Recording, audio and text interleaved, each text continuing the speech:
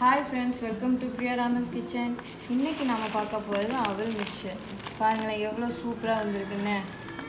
மிக்சருக்கு first நம்ம காரா boondi ready பண்ணிக்கலாம். காரா பூந்திக்கு வந்து நான் 1 கப் கடலை மாவு எடுத்துர்க்கேன்.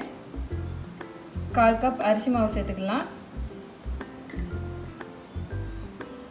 மஞ்சள் தூள் 1/2 டேபிள்ஸ்பூன் சேர்த்துக்கலாம். பெருங்காயத்தூள் 1/4 டேபிள்ஸ்பூன் சேர்த்துக்கலாம். மிளகாய்த்தூள் 1 டேபிள்ஸ்பூன் சேர்த்துக்கலாம்.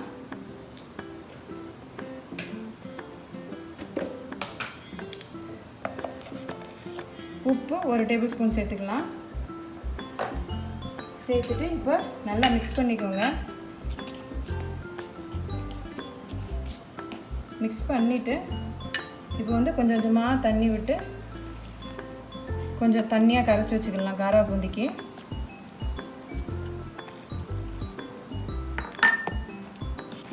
நம்ம இப்போ காரா பூந்தி கரைச்சாச்சு. இந்த மாதிரி கட்டியே இல்லாத மாதிரி கரைச்சிக்கோங்க. இந்த மாதிரி ஒரு கரண்டி எடுத்துக்கோங்க. காரா பூந்தி இப்போ செஞ்சிடலாம். காரா பூந்திக்கு இந்த மாதிரி ஒரு கரண்டி எடுத்துக்கோங்க. கரண்டி எடுத்துகிட்டு மேலே ஊற்றிட்டு இந்த மாதிரி ஸ்ப்ரெட் பண்ணி விட்டுக்கிட்டே இருங்க.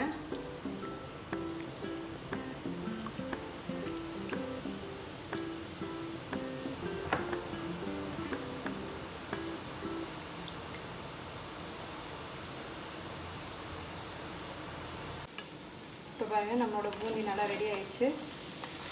நல்லா பொரிஞ்சு நல்லா எல்லோ கலரில் வந்துச்சு. இப்போ நம்ம இதை எடுத்துடலாம்.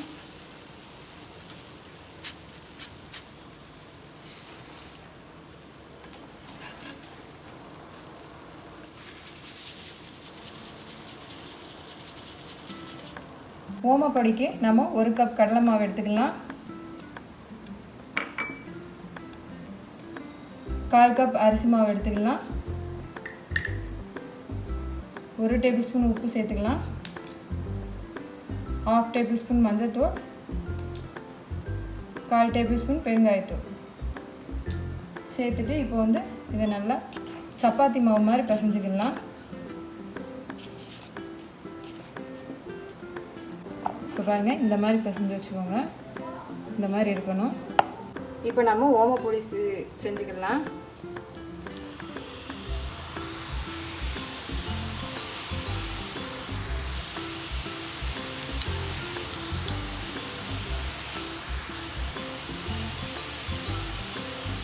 ஒரு கரண்டி எடுத்து கட் பண்ணி விட்டுருங்க.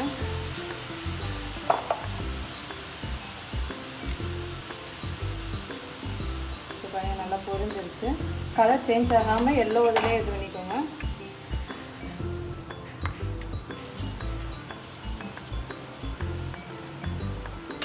எல்லோவாக இருக்கணும். இப்போ நம்ம இதை எடுத்துடலாம். இந்த மாதிரி எல்லோயிஷாக இருக்கிற மாதிரி எடுத்துக்கோங்க. எண்ணெய் நல்லா வடிஞ்சிருக்கும். ஒரு பிளேட்டுக்கு ட்ரான்ஸ்ஃபர் பண்ணிடலாம்.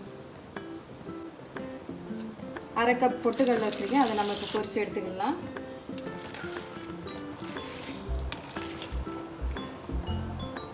கடலைப்பருப்பு பொரிச்சாச்சு. நம்ம எடுத்துடலாம். எடுத்துகிட்டு அதை ஒரு பிளேட்டுக்கு ட்ரான்ஸ்ஃபர் பண்ணிவிட்டு இப்போ கடலைப்பருப்பு வச்சுக்கலாம். வேர்க்கடலையை சேர்த்துட்டு நல்லா பொரிச்சு எடுத்துக்கலாம்.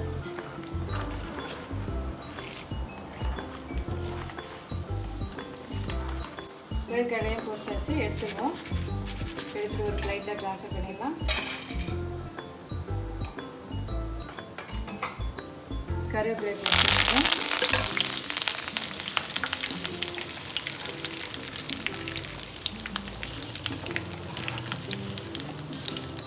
அதையும் ஒரு பிளேட்டில் ட்ரான்ஸ்ஃபர் பண்ணி வச்சிடலாம். இப்போ நம்ம முந்திரி பருப்பு போட்டு பொரிச்சு எடுத்துடலாம். அது 1/2 கப் எடுத்துருக்கேன். அதையும் நம்ம பொரிச்சு எடுத்துருவோம்.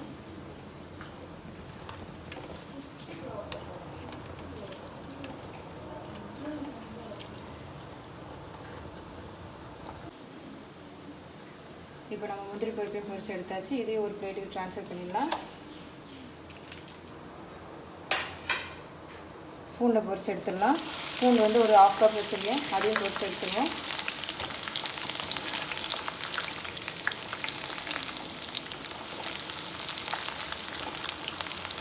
இப்போ நம்ம பொரிச்சு எடுத்தாச்சு. இதே ஒரு பிளேட்டுக்கு ட்ரான்ஸ்ஃபர் பண்ணிடலாம். எடுத்துடலாம். அவல் வந்து ஒரு 1/2 கப் வச்சுருக்கேன். ரொம்பலாம் பொரிக்க வேணாம், லைட்டாக பொரிச்சுட்டு எடுத்துருங்க. அவல் வந்து ரொம்ப பொரிக்க வேணாம், அவல் வந்து போட்டோன்னே பொரிஞ்சிடும். இதை எடுத்து ஒரு பிளேட்டு ட்ரான்ஸ்ஃபர் பண்ணிடலாம். இப்போ நம்ம ஓமப்பொடியை உடச்சி எடுத்துக்கலாம்.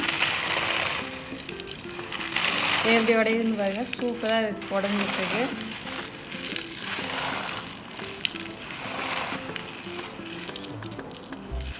இங்கே பாருங்களேன், நல்லா திருவியாக நல்லா வந்துடுச்சு, நல்லா உடஞ்சி இதாகிடுச்சு. நம்ம ஓமமும் ரெடி ஆயிடுச்சு. இப்போ நம்ம மிக்ஸ் பண்ணிடலாம். ஃபஸ்ட்டு வந்து பூந்தியை காரா பூந்தியை கொட்டி எடுத்து வச்சுக்கலாம். எடுத்து வச்சுட்டு அப்புறம் ஓமத்தை சேர்த்துருவோம்.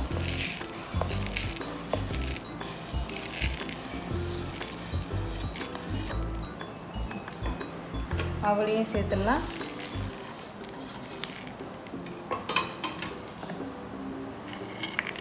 முந்திரி,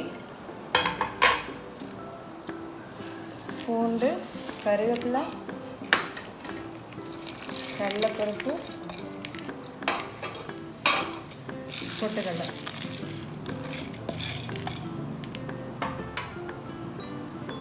இப்போ வந்து 1 டேபிள் ஸ்பூன் மிளகாய்த்தூள் சேர்த்துக்கலாம்.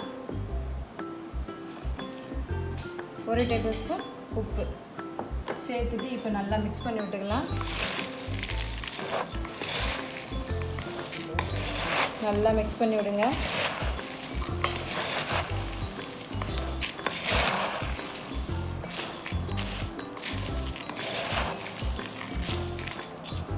நம்மளோட மிக்சர்லாம் நல்லா மிக்ஸ் ஆகி ரெடி ஆகிடுச்சு. நல்லா மிக்ஸ் ஆகிருக்கு.